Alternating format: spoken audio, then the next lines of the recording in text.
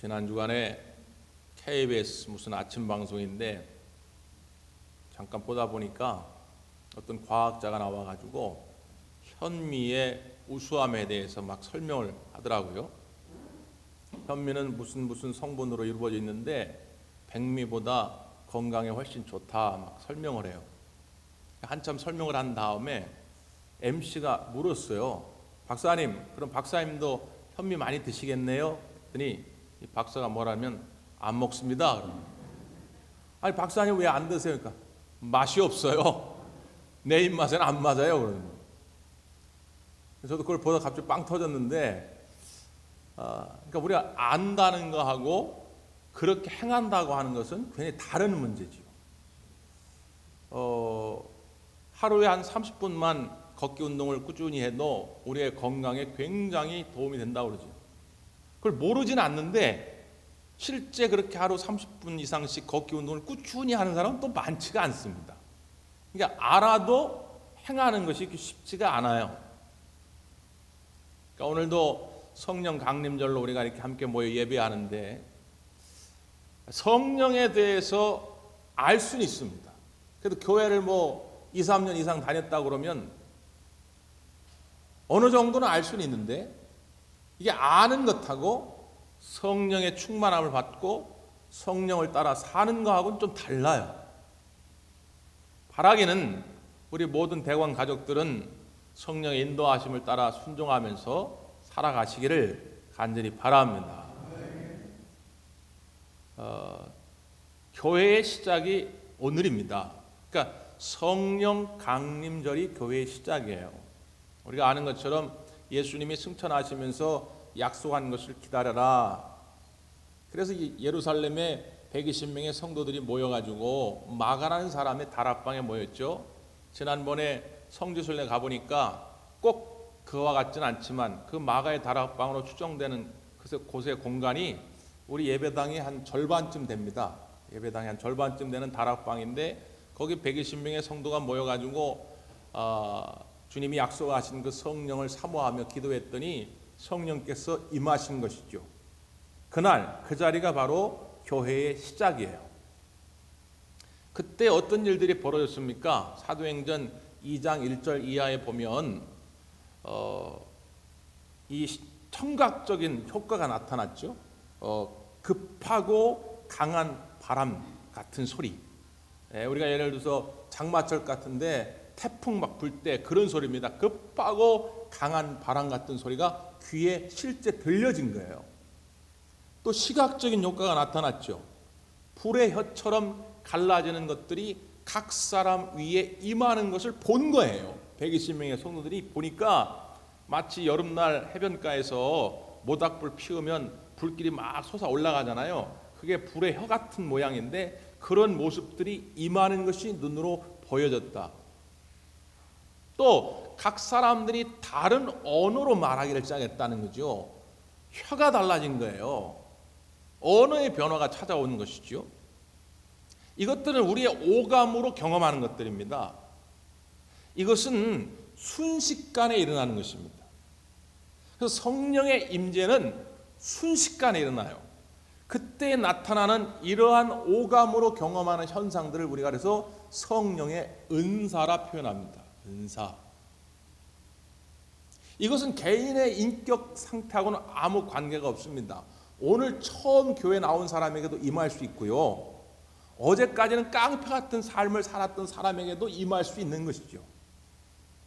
제가 몇 차례 소개해가지고 아시는 분은 아실 텐데 또 교회 나온 지 얼마 안 되신 분들 위해서 한 번 더 설명하면 저도 중학교 때 그 성령의 세례를 체험할 때 방언의 은사를 받았거든요. 근데 그 학생 집회에 참석했을 때 강사 목사님이 방언의 은사를 받은 사람은 이쪽으로 오고 받지 못한 사람 이쪽으로 오라는 거예요. 저는 그때 목사의 아들이잖아요. 근데 중등부 회장이었거든요. 그런데 방언의 은사를 못 받아가지고 이쪽으로 가려니까 얼마나 창피한지 몰라요. 근데 놀라운 것은 방언 받은 그룹으로 가는데 그때 이제 우리 교회 다녔던 어떤 학생인데 껄렁껄렁한 친구예요. 저희 시대 때 우리 아시는 분 아시겠지만 좀 논다는 애들은 약간 이 배바지 같은 거 입고 다녔거든요. 이 나팔바지 비슷하게.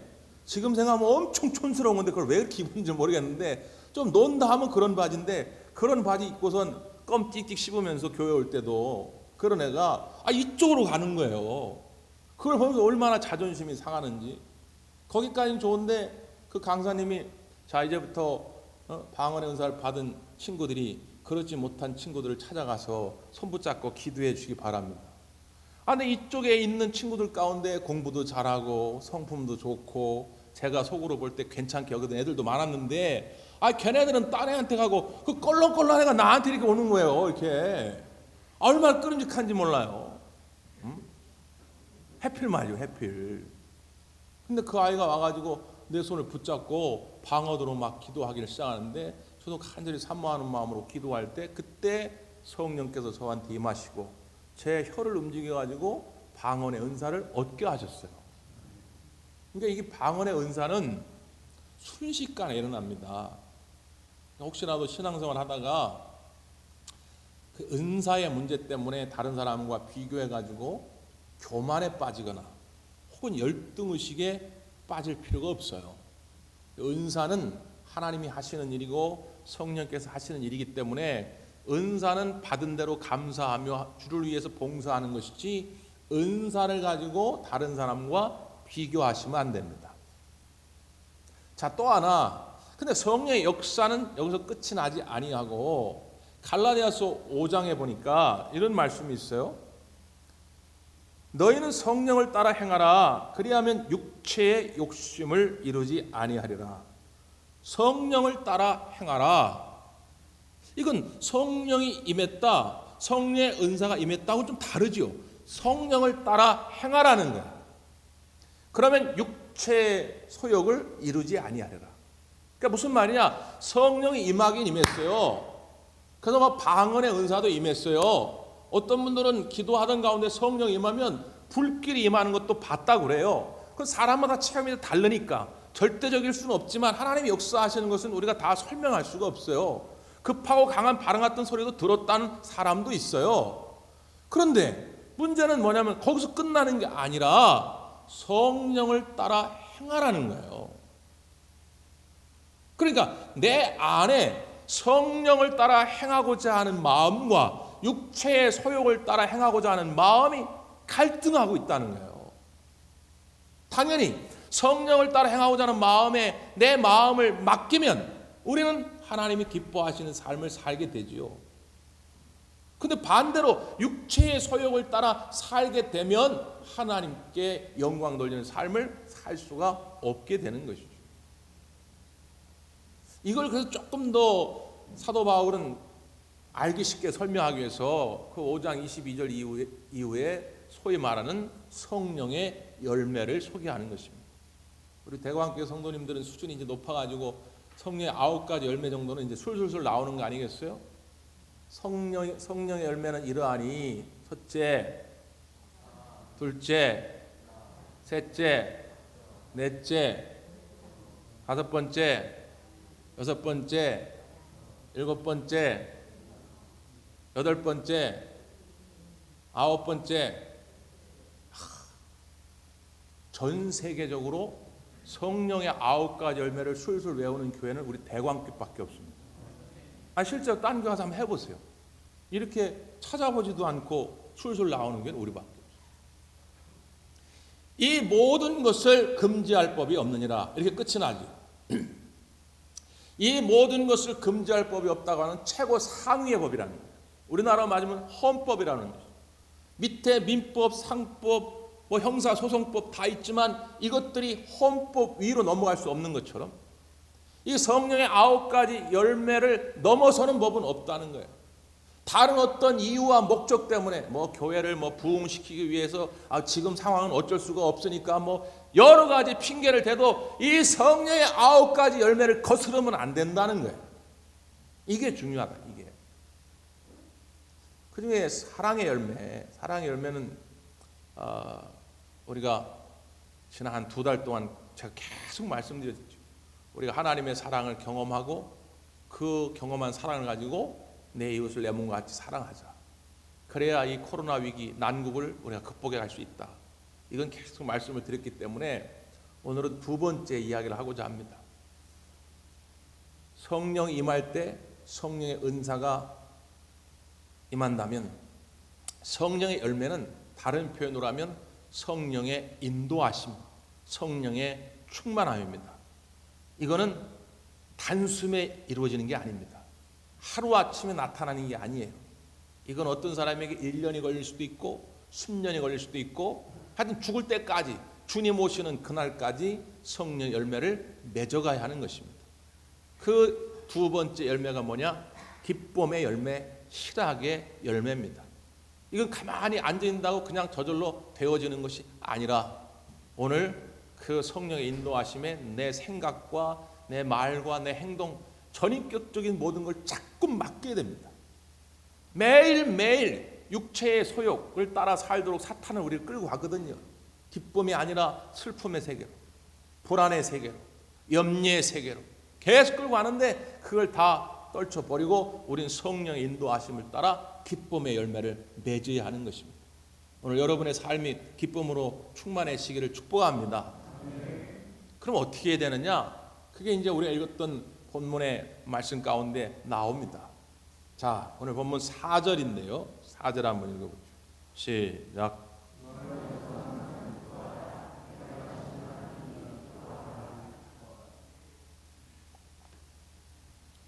항상 기뻐하라 말씀하죠.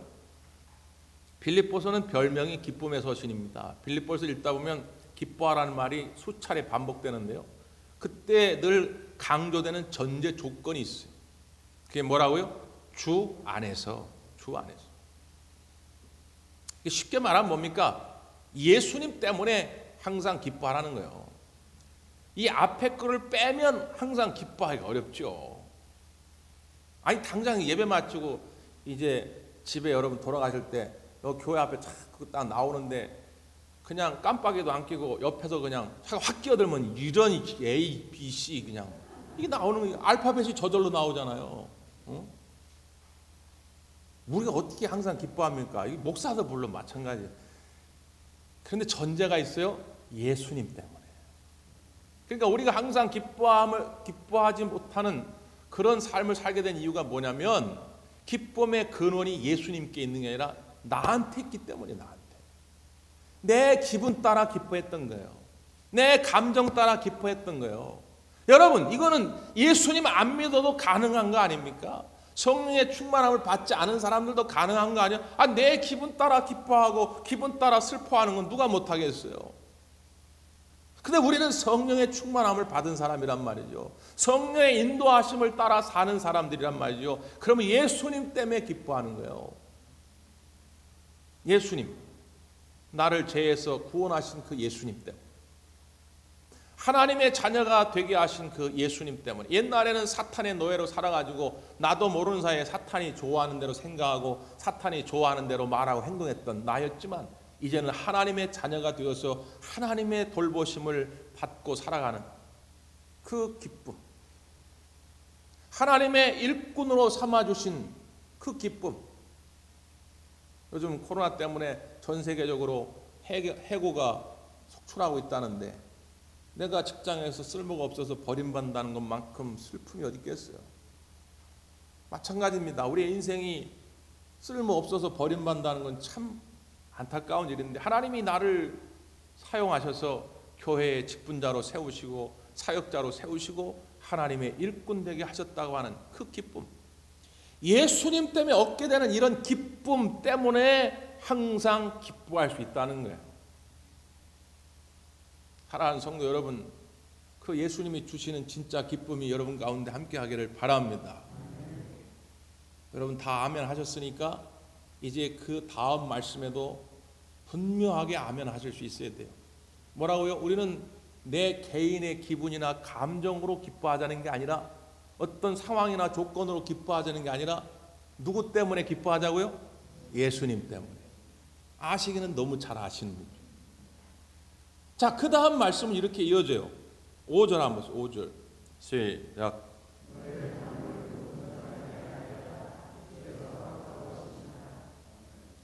너의 관용을 모든 사람에게 알게 하라. 관용이 무슨 말입니까? 너그러울 관자에 얼굴 용자, 모순 용자죠. 너그러운 모습을 모든 사람들이 알게 하라는 거예요.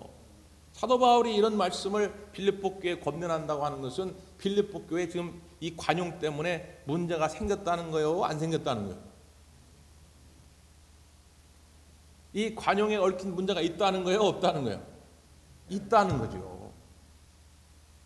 관용이 철철철 넘쳤으면 생기지 않을 문제가 관용이 없음으로 말미암아 빌립보 교회에 지금 문제가 생긴 거예요. 어떤 문제입니까? 자, 앞에 2절 보세요. 2절. 시작.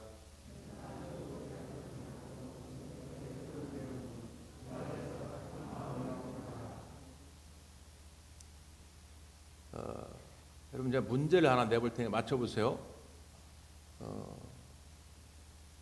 여러분 얼굴은 모르는데 제가 이름을 알려드릴 테니까 이름만 들어보시고 누가 한국 사람이고 누가 일본 사람인지를 맞춰보시기 바랍니다.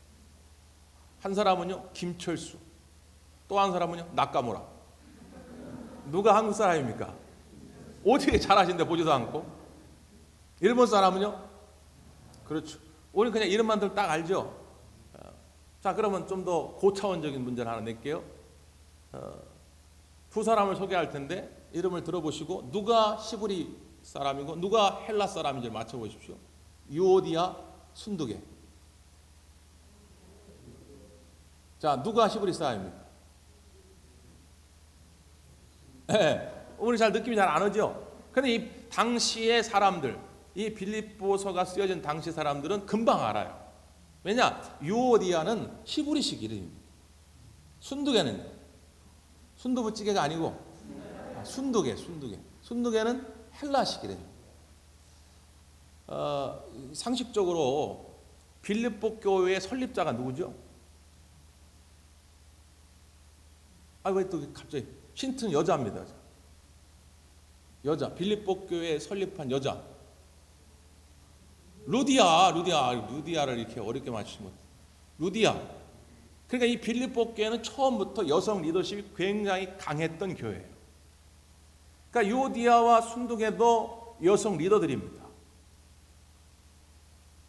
지금으로 따지면 총여성교회 회장, 부회장 정도 되는 그런 사람들이에요. 근데 성경에 이 두 사람이 왜 싸웠는지는 이유가 안 나와요. 근데 성서학자들이 그 이름을 유추해가지고 초대교회 히브리파 사람들과 헬라파 사람들이 갈등하는 문제들이 있거든요. 그러니까 원래 이스라엘, 유대인 출신의 사람들과 그다음에 헬라 사람들, 이 로마, 그리스 지역의 사람들이 교회 안으로 들어오는데 이 두 그룹 간에 미묘한 갈등이 있는데 혹시 그런 문제로 싸운 것이 아닐까 유추해 봅니다. 근데 그건 그냥 추정이에요. 성경에는 왜 싸웠는지는 나오지 않아요. 근데 중요한 건 뭐냐? 이 두 사람이 지금 갈등 관계에 있는 거예요. 그러면 교회가 얼마나 힘이 드는지 모릅니다. 목사가 말이죠. 우리 교회 안에 여성 리더가 있는데 아주 크게 많이 열심히 헌신한 두 분이 갈등하고 있잖아요. 목사가 이 편 들기도 그렇고 이 편 들기도 그렇고 목사가 그냥 눈치만 보고 있는 거예요. 두 분이 빨리 언제 화해하나. 얼마나 이게 교회 분위기가 이상해지는지 몰라요. 그러니까 오늘 사도 바울이 권면하는 거예요. 내가 유오디아야, 내가 간절히 권한다. 순둥이야, 제발 내가 간절히 권한다. 주 안에서 같은 마음을 품어라. 같은 마음을 품는다는 건 어렵죠. 이게 불가능한 일이죠. 우리 교회에도 한 300여 명의 교인들이 있는데 우리가 어떻게 같은 마음을 품습니까? 저하고 오랫동안 신앙생활 같이 해도 목사하고도 마음이 다른데요. 정치적인 색깔이 다르고 신학적인 사고가 다르고 교회관이 다르고 다 다른데 말이죠. 근데 전제가 뭐라고요? 주 안에서. 우리 이거예요. 이걸 잊으면 안 돼요. 예수님 때문에 기뻐하는 거고요. 예수님 때문에 사랑하는 거고요. 예수님 때문에 같은 마음을 품는 거예요. 주 안에서 같은 마음. 그건 주님의 마음을 품는 거죠. 주님의 마음은 어떤 마음인데요? 이 빌립보서 앞에 2장에 보면 그 예수님의 마음을 아주 분명하게 소개를 합니다. 2장 5절 이하의 말씀인데요. 너희 안에 이 마음을 품으라 곧 그리스도 예수의 마음이니 그는 근본 하나님의 본체시나 하나님과 동등됨을 취할 것으로 여기지 아니하시고 오히려 자기를 비워 종의 형체를 가지사 사람들과 같이 되셨고 사람의 모양으로 나타나사 자기를 낮추시고 죽기까지 복종하셨으니 곧 십자가에 죽으심이라. 예수님의 마음은 어떤 마음이요? 자기를 낮추시고 죽기까지 복종함으로 십자가에 죽으신 그 마음이에요. 그 마음. 성령을 따라 산다는 건 뭐냐? 이게 뭐 추상적인 얘기가 아닙니다. 사도 바울이 갈라디아서 5장에서 9가지의 성령의 열매를 기준점으로 제시했는데 그 두 번째가 기쁨인데 그 기쁨의 열매를 거두는 건 뭐냐? 사람들과의 관계의 화평 속에서 우리가 주님 주시는 기쁨을 온전히 누릴 수 있다. 갈등하고 분열하고 서로 미워하고 서로 정죄하고 이러면 기쁨을 빼앗길 수밖에 없다. 그러면 어떻게 하면 그 갈등의 관계를 회복할 수 있느냐? 너희 안에 예수의 마음을 품으라. 그 예수의 마음이 뭐냐? 자기를 낮추시고 죽기까지 복종함으로 십자가에 죽으신 그 마음. 여러분 이 마음을 품게 되기를 간절히 바랍니다. 혹시라도 교회 안에서 혹은 여러분 가정 안에서 갈등의 관계 때문에 기쁨을 빼앗기고 살아가는 분이 계시다면 다시 여러분 마음속에 이 예수님의 마음을 품으셔야 됩니다. 다른 방법은 없어요. 내 마음을 가지고는 도저히 그 사람을 이해하고 용납할 수 없죠. 그럼 어떻게 됩니까? 내 마음만 답답한 거예요. 짜증스럽고 기쁨을 빼앗길 수밖에 없는 것이죠. 아까 우리 읽었던 5절 말씀에 너희 관용을 모든 사람에게 알게 하라. 그 뒤에 뭐라고 되어 있습니까? 주께서 가까우시니라 이렇게 말씀합니다. 관용을 많은 사람들에게 베풀라고 하면서 강조한 말씀이 뭐냐면 주께서 가까이 오셨다는 거예요.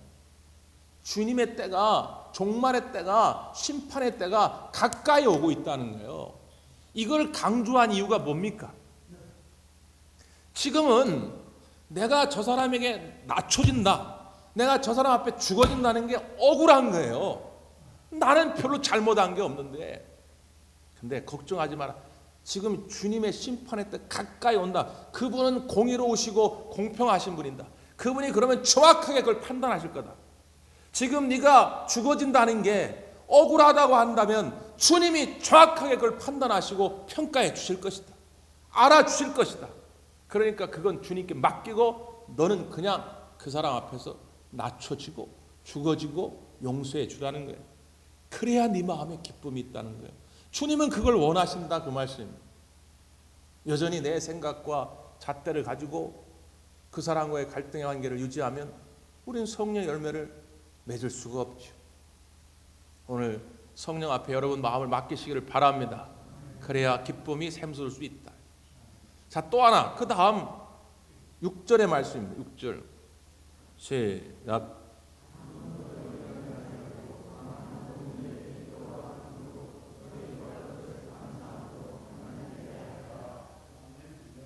염려하지 말라는 것입니다. 이건 뭐 당연하죠. 염려가 쌓이기 시작하면 기뻐할 수가 없죠. 이건 역사 이래로 사탄이 가장 즐겨 쓰는 무기 가운데 하나입니다. 염려를 계속 우리들 마음속에 심어놓으면 기쁨을 빼앗아갈 수 있거든요. 안타까운 것은 코로나의 이 위기 가운데서 우리나라 국민의 거의 절반이 우울감을 경험하고 혹은 공황장애를 경험하고 두려움을 경험하고 불안을 경험하고 있다는 거죠. 걸려도 불안하고 안 걸려도 불안하고 혹시라도 걸려가지고 내가 어디 갔다고 하는 것이 드러날까 봐 불안하고 그것 때문에 나 때문에 내 가족, 내 친구, 내 교회 식구 누가 또 걸릴까 봐 불안하고 지금 온 국민이 지금 이런 패닉 가운데 있습니다. 여러분 자연 발생적으로 바이러스가 나타난 것까지는 우리가 어떻게 할 수 없지만 여러분 그것 때문에 염려와 불안에 쌓이지 않기를 간절히 바랍니다. 우리 하나님이 우리 성도들을 지키시고 이 나라를 지키실 줄 믿습니다. 염려는 성령의 열매가 아니거든. 그럼 어떻게 해야 합니까?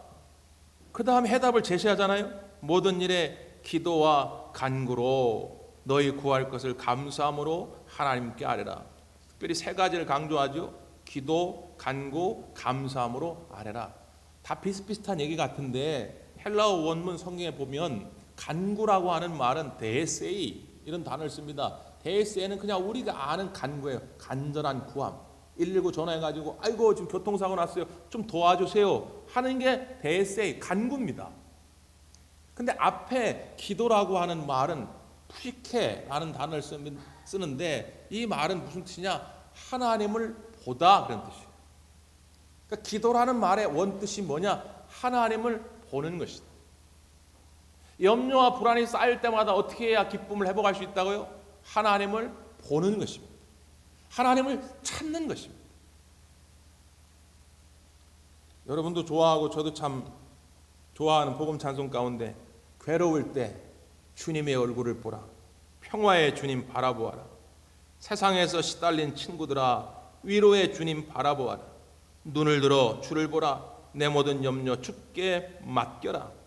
슬플 때에 주님의 얼굴 보라. 사랑의 주님 안식 주리라. 마지막 절을 제가 바꾸면 슬플 때에 주님의 얼굴 보라. 사랑의 주님 기쁨 주리라. 여러분 하나님을 보시면 주님이 우리에게 기쁨을 주실 줄 믿습니다. 그게 뭐냐? 아뢰는 거예요. 아뢰는 거.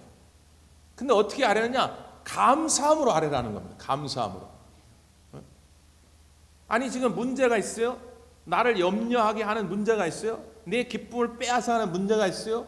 그래서 그걸 아뢰려고 나왔어요. 아니 문제가 해결도 안 됐는데, 아니 문제 해결 시작도 안 됐는데 성경은 우리에게 뭐라고 말씀하냐면 감사함으로 아뢰라는 거예요. 그러니까 이 말을 다른 말로 바꾸면 쉽게 뭐라고 할 수 있겠습니까? 믿음으로 아뢰라는 거예요. 문제를 가지고 나왔는데 이미 기도할 때부터 이 기도의 제목은 하나님이 응답해 주실 거라고 하는 믿음을 가지고 간구하라는 거예요. 그러면 감사가 생긴다는 거죠. 믿음이 뭡니까? 장차 이루어질 것을 이 현재로 끌어오는 게 믿음 아닙니까? 빌립보 교회 성도들은 사도 바울에 관한 유명한 일화, 간증을 이미 다 알고 있어요. 그러니까 이 편지가 쓰여질 때 이미 빌립보의 성도들이 공유하는 게 있어요. 우리 대구한교회 1982년도에 설립될 때 함께했던 분들은 이미 저 진달래의 추억들을 그냥 설명 안 해도 알고 있듯이. 늦게 오신 분들은 진달래면 이 진달래가 뭐야, 상가야, 뭐 연립이 아파트야, 뭔 얘기하는 거야. 그러나 82년도에 시작한 분은 진달래 연립의 시작을 이거 알고 있잖아요. 빌립보 교회 시작이 뭡니까? 바울과 실라가 어느 날 빌립보 지역을 전도하는데 어떤 귀신 들린 애가 있는 거예요. 얘가 귀신 들려가지고 막 점을 잘 치는 거예요. 신기를 부리는 거예요. 그래서 바울이 불쌍해가지고 예수의 이름으로 명하노니 귀신아 나가라. 그래서 귀신 나가버린 거예요. 얘가 제정신으로 돌아오니까 그 다음부터는 점을 못 보는 거예요. 그러니까 이 종을 고용했던 고용주가 주인이 화가 난 거예요. 그래가지고 바울과 실라를 고소해가지고는 감옥으로 가게 만드는 것이죠. 얼마나 억울합니까? 바울과 실라가 뭐 도둑질한 것도 아니고 오히려 귀신 들린 애를 고쳐준 건데, 뭐 돈은 받지 못할 망정 지금 그것 때문에 억울하게 감옥에 오게 됐습니다. 근데 성경은 뭐라고 말합니까? 사도행전 16장 이렇게 쭉 읽어보면 바울과 실라가 하나님을 찬송함에 모든 죄수들이 다 듣더라 이렇게 말씀합니다. 아니 억울한 그 감옥 안에서 바울과 실라는 불평하거나 원망한 것이 아니라 오히려 하나님을 찬송하고 기도하였다는 거죠. 그때 어떤 일이 벌어집니까? 옥토가 흔들리고 옥문이 열리고 착고가 풀어지는 역사가 나타납니다. 그러면 그냥 마음대로 나갈 수도 있어요. 뒤늦게 이 사실을 간수가 알게 되지요. 간수가 깜짝 놀라가지고 죄수들이 없어진 걸 보고 야 이제 우리는 죽었다. 난 죽었다. 이건 직무유기 아닙니까? 이건 상관에 걸리면 난 어차피 죽으니까 내가 그냥 스스로 목숨을 끊으리라 하고 자기 목숨을 끊으려고 합니다. 그때 바울이 아이고 멈춰라. 우리 안 도망갔다. 여기 그대로 있다. 걱정하지 마. 그러니까 간수가 얼마나 감사합니까? 이거는 자기 생명을 구해준 것이죠. 자기 가정을 구해준 것이죠. 후에 바울과 실라가 감옥에 나왔을 때 그래서 간수가 이 바울과 실라를 자기 집으로 초청합니다. 목욕을 시키고 산의 진미를 대접하, 무엇보다 온 가족이 모여서 부탁을 하죠. 우리가 어떻게 하면 구원함을 받을 수 있습니까? 그때 아주 유명한 말을 하죠. 주 예수를 믿으라. 그리하면 너와 내 집이 구원을 받으리라. 그때 그 간수와 그 가족들이 다 예수님을 영접하고 세례를 받게 됩니다. 바로 그 간수와 루디아가 빌립보 교회를 설립한 거예요. 그러니까 이미 빌립보 교회는 이 간증거리가 해자되고 있습니다. 다 알고 있습니다. 우리 사랑하는 사도 바울께서 차디찬 감옥에 억울하게 갇혔지만 그는 거기서 원망하거나 불평하지 아니하고 오히려 기쁜 마음으로 하나님께 찬송하고 감사할 때에 옥터가 흔들리고 옥문이 열리는 기적이 나타났다. 이걸 알고 있기 때문에 그들은 기쁨의 근원이 하나님께 원망하는 데 있지 아니하고 하나님께 감사함으로 아뢰는 데 있다고 하는 걸 알고 있는 것이죠. 여러분 지금도 마찬가지입니다. 아니 집에서 맨날 아이고 죽겠네 원망하고 불평만 하고 있으면 뭐 문제 해결됩니까? 그 문제를 끌어안고 주님 앞에 나와서 기도하면 기도하는 그 순간 이미 하나님께서 여러분에게 기쁨을 회복시켜 주시고 여러분 마음의 평안을 허락해 줄 믿습니다. 기도하겠습니다.